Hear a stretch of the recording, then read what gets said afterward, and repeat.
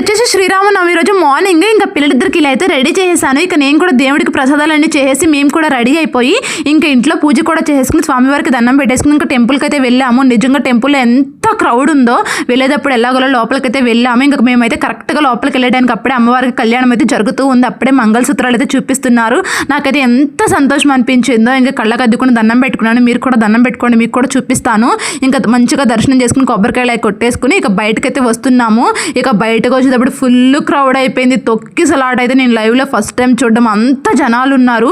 పిల్లలిద్దరు ఏమైపోతారా అని చెప్పి అయితే అనిపించింది. మేము పిల్లలిద్దరిని చెరవకొని నెట్టుకుంటూ ఎలాగోలా బయటకు వచ్చాము. అమ్మో నాకు తలుచుకుంటేనే భయం వేస్తుంది. అంత జనాలు ఉన్నారు.